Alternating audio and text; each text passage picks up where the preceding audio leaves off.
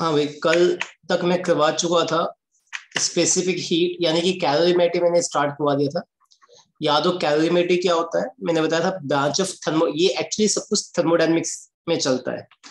अगर मैं कंपटीशन में देखूँ तो थर्मोडायनेमिक्स अकेला एक चैप्टर ना होके एनसीईआरटी के 3 चैप्टर इंक्लूड करता है, और अगर मैं टोटल मिला के देखूँ तो 5 या 6 चैप्टर सिर्फ और सिर्फ इसके हैं थर्मोडायनेमिक्स के, जिसमें आपके पास थर्मोमेट्री आ गई, थर्मल एक्सपेंशन आ गया, कैलोरीमेट्री आ गई, देन ट्रांसमिशन ऑफ हीट आ गया, then kinetic theory of gas आ गया, देन प्योरली थर्मोडायनेमिक खुद भी, यानी कि 6 चैप्टर मिला के थर्मोडायनेमिक्स होते हैं कॉम्पिटिशन में। तो calorimetry is also branch of thermodynamics that deals with the measurement of heat. किसके बीच किस क्या डीलिंग करता है ये? Measurement of heat. अब हीट को कैसे मेजर करते हो? तुम्हें याद हो तो कल मैंने बताया था, किसी भी बॉडी को हीट दोगे तो वो उसका टेम्परेचर बढ़ाएगा, तो delta q is equal to m C delta T होता है। तो इस वे में आप उसकी हीट को मेजर करोगे। यहाँ पे जो सी आया था वो था स्पेसिफिक हीट। सी क्या था भाई? सी क्या था? Specific heat. Specific heat. तो सी था यहाँ पे स्पेसिफिक हीट। तो इसी वजह से मैंने कल का टॉपिक स्टार्ट करवाया था सीधा स्पेसिफिक हीट से, कि स्पेसिफिक हीट होता क्या है। और बाद में हमने डिफाइन किया था, specific heat of the substance is defined as the amount of heat required per unit mass per degree rising temperature. क्योंकि यहाँ से सी देखो तो सी एक्चुअली कितना हो गया? Delta Q divide by m delta T होगा। Delta Q divide by m delta T होगा, ठीक है। कल हमने ये डिफाइन किया था, ठीक है। तो उम्मीद है याद रह जाएगा ये नो। अब आगे ध्यान दो। इसके बाद स्पेसिफिक हीट के बाद मैंने मोलर स्पेसिफिक हीट बताया था। मोलर स्पेसिफिक हीट और स्पेसिफिक हीट में क्या रिलेशन बताया था मैंने? Molar specific heat is equal to molar mass into में स्पेसिफिक हीट। ये क्या था? मोलर मास था, और ये क्या था? स्पेसिफिक हीट था। और ये मैंने बताया था molar specific heat. Molar specific heat याद रखना। चलो, अब इसके बाद हमने वाटर का बताया था। वाटर का स्पेसिफिक हीट कितना होता है? 1 कैलोरी पर ग्राम पर degree Celsius. Actually, it is also defined as the amount of heat required per unit mass of water per degree rise in temperature. कल मैंने बताया था वो 1 डिग्री जो टेम्परेचर होता है, कहाँ से किस रेंज में होता है वो? 14.5 डिग्री सेल्सियस से 15.5 डिग्री सेल्सियस। यानी कि ये जो 1 डिग्री का टेम्परेचर है वो इस रेंज का होना चाहिए, ठीक है। तो स्पेसिफिक हीट वाटर की याद करना 1 कैलोरी पर ग्राम पर डिग्री सेल्सियस, और इसे अगर मैं जूल में कन्वर्ट करूं तो 4.2 जूल पर ग्राम पर डिग्री सेल्सियस। अच्छा, कोई बताएगा एक, ये तो 1 ग्राम के लिए है ना, अगर मैं 1 किलोग्राम के लिए देखूं तो कितना आना चाहिए?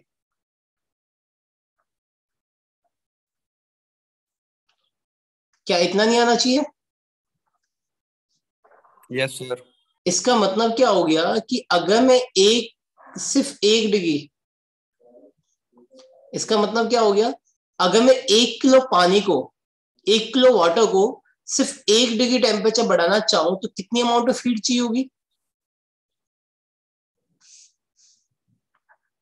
4200। हाँ जी, 4200, इतनी अमाउंट ऑफ हीट हमें चाहिए होगी सिर्फ 1 ग्राम, यानी कि 1 किलो पानी को 1 डिग्री टेम्परेचर बढ़ाने के लिए। अगर मैं कहता हूं उसे बॉयल करना है मुझे, मान लो 0 डिग्री सेल्सियस पे, आज का जितना ठंडा पानी है, मान लो 0 डिग्री सेल्सियस पे पानी है, और मैं उसे 100 बॉयल करना चाहता हूं, तो मुझे कितनी अमाउंट ऑफ हीट देखनी पड़ेगी? 100 डिग्री के लिए कितनी हो जाएगी भी? इंटू में 100, यानी कि 420 किलो जूल हमें हीट देनी पड़ती है। देखो तो बहुत ज्यादा अमाउंट है। तो सुबह जो तुम पानी गर्म करते हो, सोचो कितनी एनर्जी को आप वेस्ट करते हैं, ठीक है। बहुत ज्यादा एनर्जी आप उसे यूज करते हैं उसे खाली गर्म करने के लिए, ठीक है। चलो, तो ये छोटी सी एक कैलकुलेशन बताई थी मैंने, किस वे में आपको निकालना है पर ग्राम कैलोरी को जूल में, ग्राम को किलोग्राम में कन्वर्ट करने के लिए। अच्छा, अगर मैं मोलर स्पेसिफिक हीट बताऊं तो कोई बताएगा molar specific heat of water कितना होगा? Molar specific heat of water ध्यान दो, मोलर स्पेसिफिक हीट एक्चुअली, ध्यान दो, तुम्हें पता है कि एक 4.2 जूल या एक कैलोरी हीट 1 ग्राम के लिए चाहिए। अच्छा, कोई बताएगा 1 मोल कितने ग्राम का होता है वाटर में? H2 हो गया, तो वाटर के 2 ऑक्सीजन का 16, 18 ग्राम हो गया ना। तो अगर मैं इसे देखूं तो ये कितना होगा, 18 कैलोरी पर मोल होगा पर डिग्री सेल्सियस। क्यों? क्योंकि मैंने बताया था ये क्या होता है, मोलर मास इनटू में स्पेसिफिक हीट। तो स्पेसिफिक हीट 1 कैलोरी है, मोलर मास कितना, 18 ग्राम है, तो 18 से मल्टीप्लाई कर दिया तो ये आ। और आप इसे जूल में देखेंगे तो 18 इंटू में 4.2 जूल पर मोल पर डिग्री सेल्सियस आएगा। इसे भी मल्टीप्लाई करोगे तो 18 दूनी 36 का 6, 3 कैरी, 18 चौक 72, 3 75, इतने जूल पर मोल पर केल्विन भी कह सकते हो आप इसे, पर डिग्री सेल्सियस या पर केल्विन। कोई डाउट यहां तक? ये मोलर स्पेसिफिक हीट वाटर का निकाल सकते हो ना न्यूमेरिकली, बस कुछ नहीं है, पर ग्राम दिया हुआ तो ग्राम किलोग्राम में कन्वर्ट करना, तो क्या करना है, मोल में करना है। तो एक मोल में कितने ग्राम होते हैं, 18 ग्राम, तो 1 ग्राम का इतना, तो 18 ग्राम का कितना होगा, इससे मल्टीप्लाई, इसे जूल में कन्वर्ट करना तो 4.2 से भी मल्टीप्लाई कर दिया। इससे ना आप कैलकुलेट कर सकते हैं। कोई डाउट है किसी को? बताइए मुझे। No sir. No sir. ठीक, अब आता है variation of specific heat for solid. Variation of specific heat of solid with temperature के साथ, विद टेम्परेचर के साथ, विद टेम्परेचर के साथ। तो समझिए कैसे आप वेरिएशन निकालेंगे। Variation of specific heat of solid with temperature के साथ, ध्यान दो, हमने स्पेसिफिक हीट सॉलिड का जो होता है वो एट कांस्टेंट वॉल्यूम होता है, क्योंकि सॉलिड का वॉल्यूम चेंज नेग्लिजिबल अमाउंट में होता है। और यहाँ पे टेम्परेचर है, ये टेम्परेचर किसमें, इन कैल्विन में, इन कैल्विन में। तो हम क्या देखेंगे कि बहुत ही लो टेम्परेचर पे, तुम देखो तो 0 कैल्विन बहुत छोटा होता है उससे, बहुत ही लो टेम्परेचर पे तो स्पेसिफिक हीट टेम्परेचर पे डिपेंड करता है, मगर उसके बाद कांस्टेंट हो जाता है। ये ऑलमोस्ट, इसे हम कहते हैं डेबी टेम्परेचर। कौन सा टेम्परेचर कहते हैं, टीबी, डेबे टेम्परेचर। और आप इसे रूम टेम्परेचर भी कह सकते हो। मतलब क्या हो गया, रूम टेम्परेचर पे जितने भी सॉलिड है उन सभी का स्पेसिफिक हीट ऑलमोस्ट कांस्टेंट है। कितना है ये, याद रखना, थी आर के इक्वल होता है। कितना होता है, थी आर, वे आर क्या है यहाँ पे, गैस कांस्टेंट, गैस कांस्टेंट। और आर की वैल्यू आप सभी को पता होनी चाहिए, गैस कांस्टेंट की वैल्यू 8.314, यही होती है ना भाई, इतने जूल पर मोल पर डिग्री सेल्सियस या पर केल्विन। ये तुम्हारे पास आर की वैल्यू है। तो अगर मैं वेरिएशन में देखूं तो मैं क्या देखूंगा, ये ग्राफिकली हमें क्या ऑब्जर्व हो रहा है कि बहुत ही लो टेम्परेचर पे तो स्पेसिफिक हीट क्या है, डायरेक्टली प्रोपोर्शनल टू टी की पावर 1/3 के होता है, या 2/3 कर सकते हो तुम। टेम्परेचर डिपेंडेंट है बहुत ही लो टेम्परेचर पे, मगर जैसे ही रूम टेम्परेचर आता है तो आप देखोगे तो सभी सॉलिड का ऑलमोस्ट कांस्टेंट है। तो वेरिएशन में क्या लिखोगे, it is observed that at very low temperature,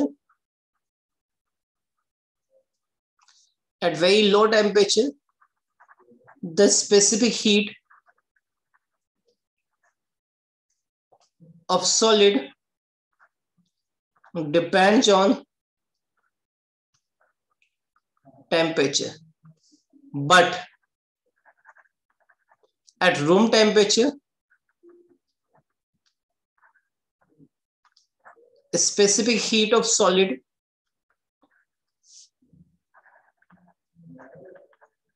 became almost constant,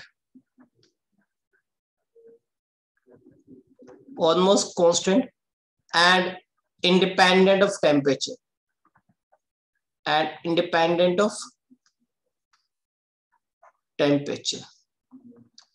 वो बताना चाहिए कि all the solid at room temperature has almost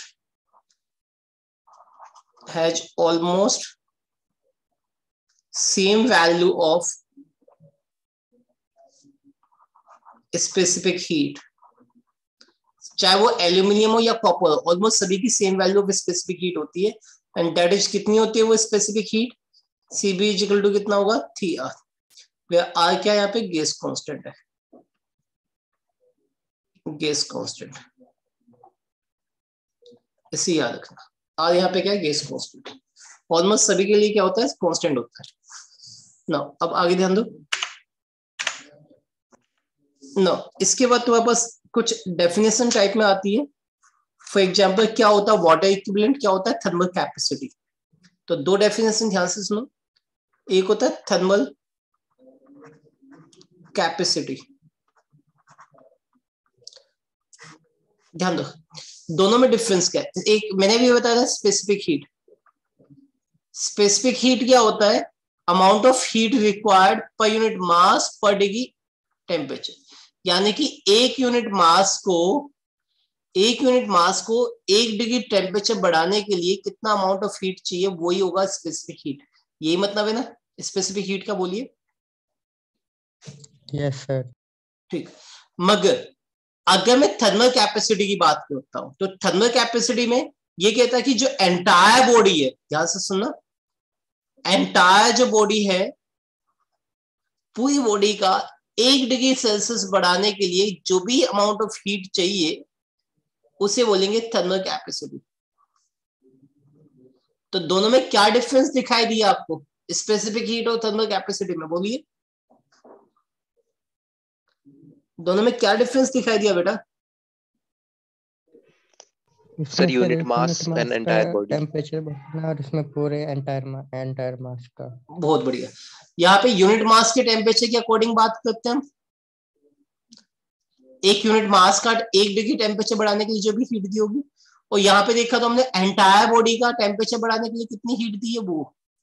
तो यानी कि स्पेसिफिक हीट अगर delta Q by M delta T है तो थर्मल कैपेसिटी कितना होना चाहिए, simple thermal capacity amount of heat required to raise 1 degree Celsius, simple 1 degree Celsius बढ़ाने के लिए कितनी अमाउंट ऑफ हीट चाहिए, ये है थर्मल कैपेसिटी। तो अगर मैं बताऊं थर्मल कैपेसिटी तो कैसे डिफाइन करोगे आप, ध्यान से देखना। Thermal capacity, the thermal capacity of a body, the thermal capacity of a body is defined as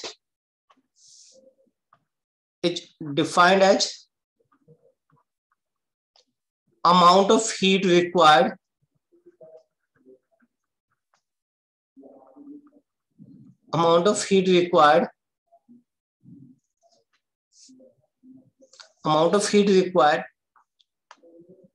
to rise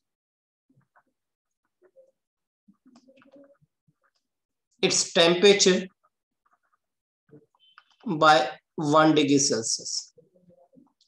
ठीक है, यहाँ पे यूनिट मास का कोई कंसेप्ट नहीं है, पूरी बॉडी का 1 डिग्री टेम्परेचर बढ़ाने के लिए कितना अमाउंट ऑफ हीट चाहिए उसे क्या बोलेंगे थर्मल कैपेसिटी। दैट इज मैंने क्या बताया, जो थर्मल कैपेसिटी है is nothing but amount of heat required per degree rise in temperature, delta Q by delta T होता है। याद है जाएगा, बताइए मुझे, बोलिए। तो देयरफॉर एसआई यूनिट क्या बनेगी इसकी, बोलो हरिओम, क्या बनेगी इसकी एसआई यूनिट? जूल पर केल्विन या फिर कैलोरी पर डिग्री सेल्सियस। ठीक है, कुछ भी ना, ये एसआई यूनिट है, ये प्रैक्टिकल यूनिट है इसकी, ये प्रैक्टिकल यूनिट है। तो अब ध्यान दो इसके एक्सप्रेशंस के लिए, अगर मैं मान लेता हूं लेट अ बॉडी, ये इसका expression, let a body of mass कितना भाई, of mass m and its specific heat कितनी है, हीट इज c. तो therefore amount of heat required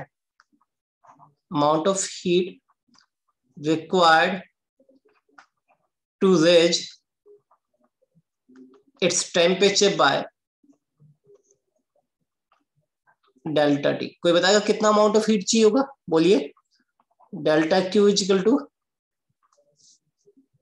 बोलिए ना बेटा, एम मास है, सी स्पेसिफिक हीट है, डेल्टा टी टेम्परेचर बढ़ा रहा हूं मैं उससे, तो कितनी हीट चाहिए, mc delta T. mc delta T. तो नो, अब अगर मैं थर्मल हीट निकालू यानी कि थर्मल कैपेसिटी निकालू, तो नो थर्मल कैपेसिटी कितना होगा भी, delta Q by delta T होगा. डेल्टा क्यू क्या है, mc delta T divide by delta T. तो इससे ये कट गया तो कितना आ गया भी, mc आ गया ना, कोई डाउट है? Yes. No, sir. तो therefore अब अगर मैं बताऊं वर्डिंग में थर्मल कैपेसिटी है क्या, thermal capacity is nothing but mass into में, बोलिए ना, स्पेसिफिक हीट. क्या है थर्मल कैपेसिटी का formula, mass into specific heat. हाँ वो यहां से निकल चुका था, ध्यान दो. थर्मल कैपेसिटी अगर मैं delta Q by delta T निकालता हूँ तो delta Q by delta T इस वाले में देखो तो क्या हो गया, एमसी के इक्वल नहीं हो गया. Yes, sir. हाँ तो हमेशा याद रखना फॉर्मूला क्या होता है, मास इंटू स्पेसिफिक हीट. ये आपको क्या देगा, थर्मल कैपेसिटी देगा. आगे बढ़े, कोई डाउट यहां तक, बताइए बेटा. No, sir. नो, इसके बाद तुम्हारे पास आता है water equivalent. Water equivalent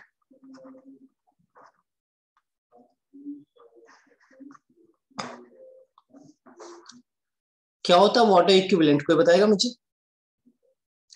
actually हम इसे वाटर इक्विवेलेंट को W से नोट करते हैं, ध्यान से सुनना चाहिए.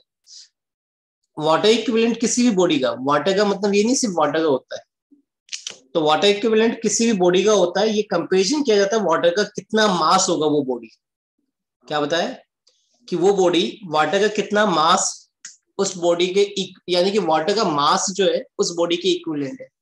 समझो, अब पहले यहाँ पे समझो. मान लो ये कोई भी, सपोज को ये कोई भी बॉडी है, ये कोई भी बॉडी है तुम्हारे पास. इस बॉडी को मैं, ये एनी बॉडी, मान लो delta Q amount of heat मैंने इसे दिया, जिसकी वजह से इसका डेल्टा टी टेम्परेचर बढ़ गया. क्या हुआ, मैंने क्या बताया, इस बॉडी को मैंने डेल्टा क्यू टेम्परेचर हीट देने पे डेल्टा टी बढ़ गया.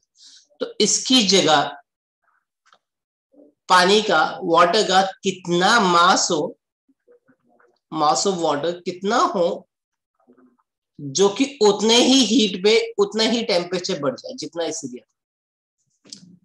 मैंने क्या बताया, ध्यान से सुना. The water equivalent of a body is defined as the mass of the water which required same amount of heat to raise the temperature by same degree as the body required. यानी कि अगर कोई body delta T temperature बढ़ाने के लिए delta Q amount of heat चाहिए, तो उस बॉडी की बजाय वाटर का कितना मास उतने ही हीट में उतना ही टेम्परेचर बढ़ाता है, तो वो वाटर का जो मास होगा ना, वो उस बॉडी का वाटर इक्विवेलेंट होगा. समझ में आ गया क्या बताया मैंने? तो ध्यान से सुनो पहले definition. The water equivalent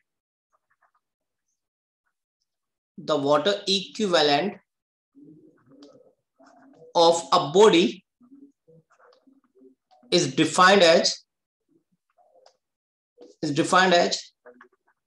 the mass of the water, is defined as the mass of the water which require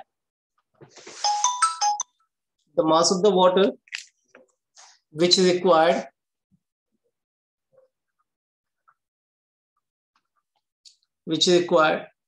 same amount of heat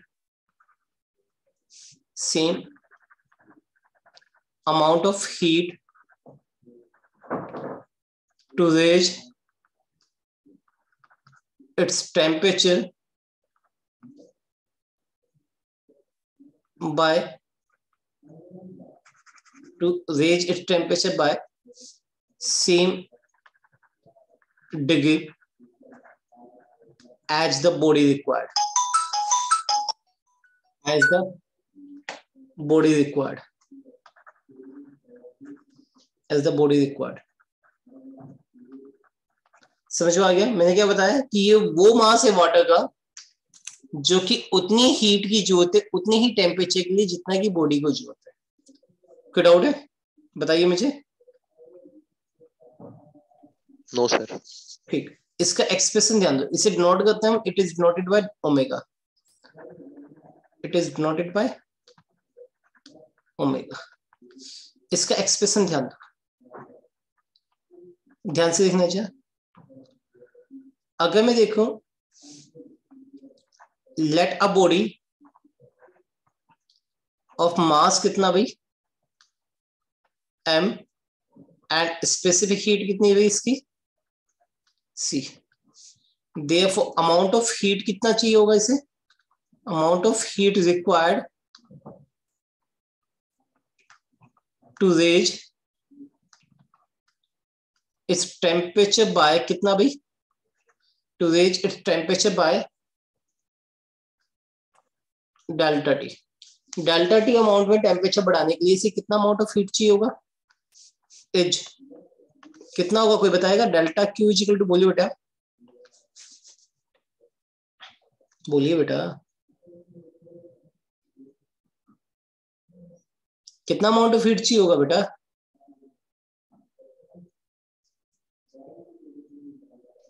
sir mc delta T. mc delta T. Number दे दो इसे 1. अब अगर मैं बात करूं if W भी मास of water, W क्या है, मास of water that is required same heat delta Q for same amount of heat के लिए, फॉर सेम टेम्परेचर राइज के लिए, डेल्टा टी के लिए. तो therefore by definition के according, therefore by definition W क्या हो गया कोई बताएगा. W is water equivalent of body हो गया. इक्विवेलेंट ऑफ बॉडी हो गया. हो गया नहीं हो गया. मैंने बताया था वाटर, ये जो वाटर इक्विवेलेंट किसी बॉडी को होता है, ये वो मास होता है वाटर का जो कि उतना ही हीट चाहिए होगा उतने ही टेम्परेचर के लिए. तो यहाँ पे भी W मैंने मान लिया कि वो मास ऑफ वाटर है जो कि रिक्वायर्ड करता है same amount of heat delta की को फॉर सेम राइजिंग टेम्परेचर. तो डेफिनेशन के अकॉर्डिंग W क्या हो गया, वाटर इक्विवेलेंट. तो देयरफॉर इस वाले केस में delta Q is equal to mass of water into में सी ऑफ वाटर इंटू में डेल्टा टी. यही होगा ना, है ना. बोलिए बेटा. मुझे W निकालना है, यानी कि वाटर इक्विवेलेंट निकालना है. इक्वेट कर दो दोनों को क्योंकि दोनों सेम ही है. Equating 1 and 2. तो मेरे पास क्या आ गया, WC of water delta T is nothing but MC delta T. Delta T दोनों का सेम है तो काट दो इसे. अब तुम्हें पता है कि since specific heat of water कितना होता है, 1 कैलोरी पर ग्राम पर डिग्री सेल्सियस होता है. पता है इस बात का. Yes, sir. तो यहाँ पे C की जगह 1 पुट कर दूं तो देयरफॉर W इंटू में 1 इज इक्वल टू MC. तो W की वैल्यू कितनी आ गई कोई बताएगा. Equals to MC. अच्छा, थर्मल कैपेसिटी कितनी आई थी, यही आया था ना MC. Yes sir. Yes, sir. तो Yes, क्या sir. दोनों सेम हो गई है भाई. अगर मैं देखूं तो मैं पता है एक नोट्स में यहाँ पे बताऊं, मैं ध्यान से देखो. तो मैं पता है कि सिंस थर्मल कैपेसिटी हमने देखी थी वो भी कितना आया था, MC आया था. और यहाँ पे वाटर इक्विवेलेंट देखा हमने, ये नोट्स में ये हमने वाटर इक्विवेलेंट देखा तो वो भी कितना आ गया कोई बताएगा. W इज इक्वल टू, वो भी MC आ गया. तो therefore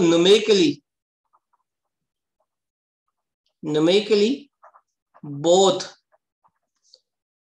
the thermal capacity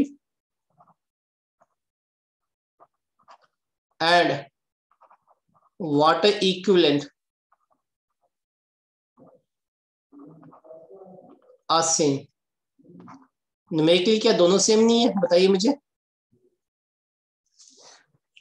yes sir. हाँ जी, न्यूमेरिकली दोनों सेम है, बट डिफरेंस इज दैट जो थर्मल कैपेसिटी है,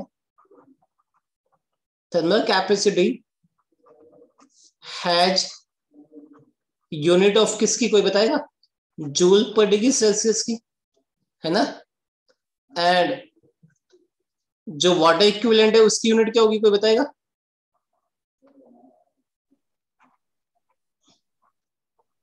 हैज किलोग्राम.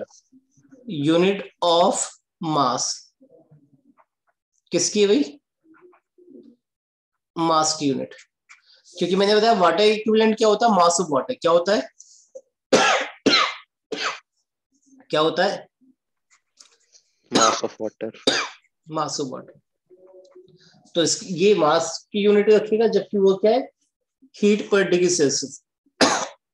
यहाँ पे लिख लो. इसके ऐसे यूनिट क्या बनेगी? किलोग्राम.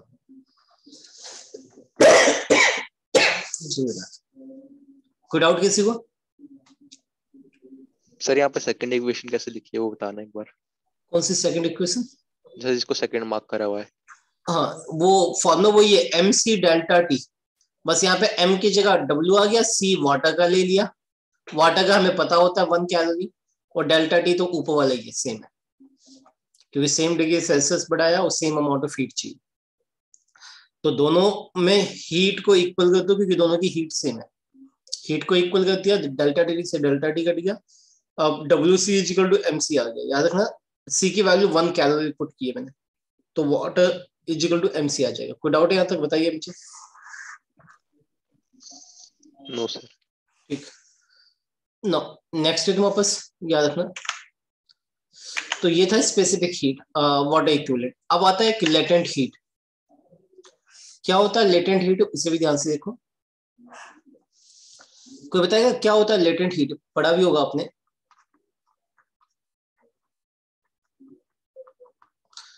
ये क्या होता है? Amount of heat required to change the state of the body. क्या होता है ये? Amount of heat required to change the state of the body. State का मतलब क्या हो गया? हो सकता है वो सॉलिड था, सॉलिड से लिक्विड में कन्वर्ट हो जाए. हो सकता है वो लिक्विड था, लिक्विड से वेपर में कन्वर्ट हो जाए. तो ये होता है लेटेंट हीट. तो अगर मैं बताऊं तो लेटेंट हीट क्या होता है? It is defined as the amount of heat required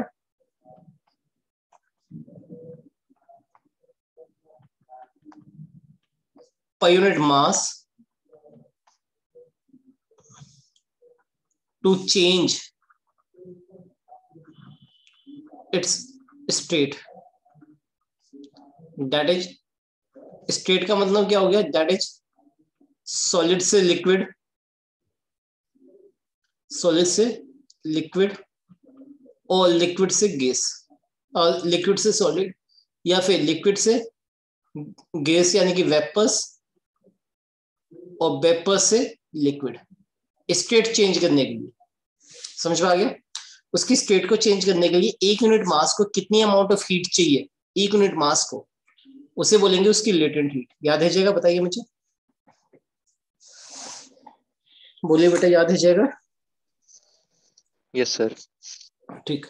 तो उसे हम बोलेंगे उसकी लेटेंट हीट. तो दैट इज, मैंने क्या बताया? दैट इज जो लेटेंट हीट है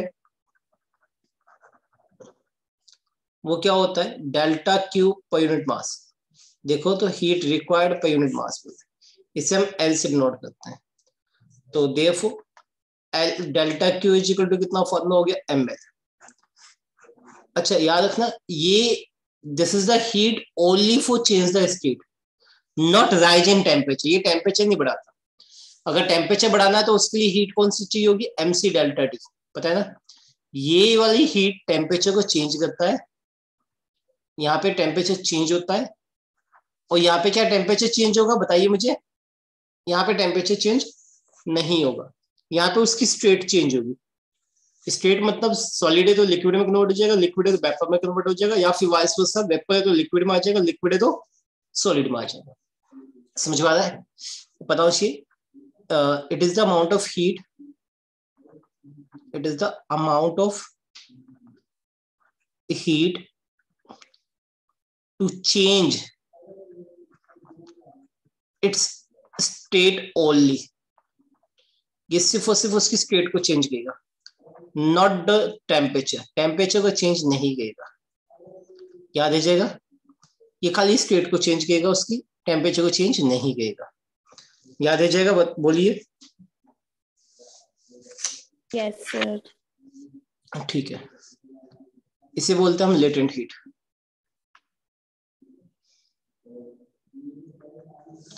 ये है तुम्हारे पास लेटेंट हीट। नो, इसके बाद तुम्हारे पास आता है क्या? अच्छा, दो टाइप के लेटेंट हीट होते हैं, two type of latent heat.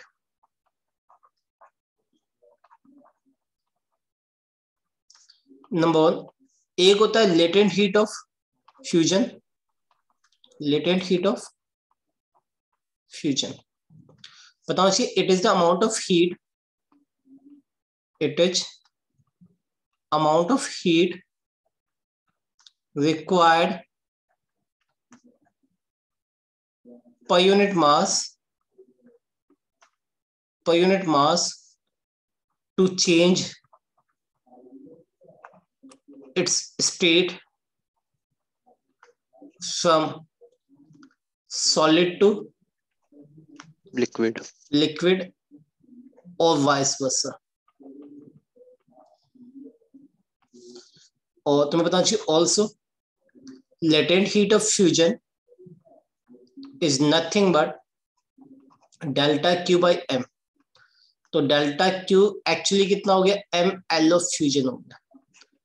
अच्छा, याद रखना नोट्स में, फॉर वाटर के लिए, वाटर के पता है ना, दो स्टेज आइस और वाटर हो गया, तो उसके लिए लेटेंट हीट ऑफ फ्यूजन कितना होता है? कोई बताएगा मुझे? 80 कैलोरी पर ग्राम। मतलब समझो, यानी कि 1 ग्राम आइस को वाटर कन्वर्ट होने के लिए कितनी अमाउंट ऑफ हीट चाहिए? बोलिए ना, 1 ग्राम आइस को 1 ग्राम वाटर में कन्वर्ट होने के लिए कितनी अमाउंट ऑफ हीट चाहिए?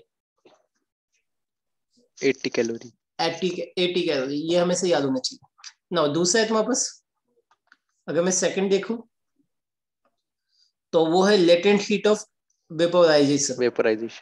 लेटेंट हीट ऑफ, यहाँ पे हीट आएगा, ऑफ वेपोराइजेशन। एक्चुअली क्या होता है लेटेंट हीट ऑफ वेपोराइजेशन? बताओ जी, it is the amount of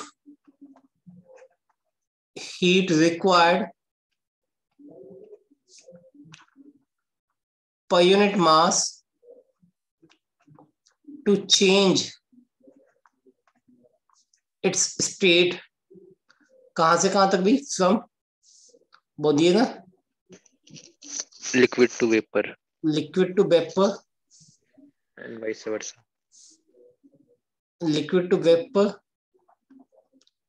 and vice versa. That is, जो लेटेंट हीट ऑफ वेपोराइजेशन है वो क्या होगा? Delta Q divide by M होगा। तो therefore amount of heat required कितना होगा? ML of vaporisation. इसे याद रखना, याद होना चाहिए तुम्हें। वाटर के केस में, फॉर वाटर के लिए L ऑफ वेपोराइजेशन कितना होता है? किसी को याद है? बोलिए। 540 कैलोरी पर ग्राम।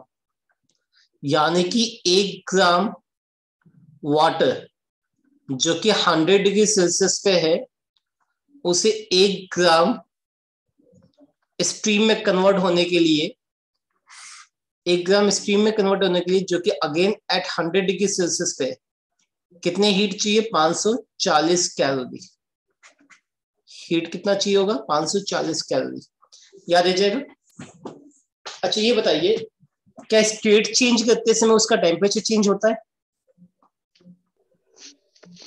No sir. नो, क्योंकि आपने देखा होगा 0 डिग्री सेल्सियस पे आइस भी होती है, तो 0 डिग्री सेल्सियस में वाटर भी होती है। तो आइस से वाटर में कन्वर्ट होने के लिए 1 ग्राम आइस को 80 कैलोरी हीट की जरूरत है ना। अब 0 डिग्री सेल्सियस वाटर से 100 डिग्री सेल्सियस वाटर में कन्वर्ट होने के लिए ऑब्वियसली यहाँ पे टेम्परेचर चेंज हुआ, तो mc डेल्टा टी का फॉर्मूला लगेगा। मगर 100 डिग्री सेल्सियस वाटर से 100 डिग्री सेल्सियस स्टीम में कन्वर्ट होने के लिए, क्योंकि यहाँ पे टेम्परेचर चेंज नहीं होगा मगर स्टेट चेंज होगी वाटर से स्टीम में, तो यहाँ पे कौन सी हीट चाहिए होगी? m L of vaporisation. और एल ऑफ वेपोराइजेशन कितना होगा? 1 ग्राम के लिए 540 से जितने ग्राम होंगे उससे मल्टीप्लाई कर देना। कोई डाउट यहां तक? बताइए मुझे, बोलिए बेटा। No, sir. तो आज के लिए इतना ही देखते हैं, बाकी कल, ठीक है। इसके क्वेश्चंस करने स्टार्ट। स्लाइड दिखा दो। क्या बेटा? सेकंड वाला स्लाइड स्क्रीनशॉट लेना। सभी के ले लो, जो भी बताओ सेकंड कौन सी थी, मुझे नहीं पता।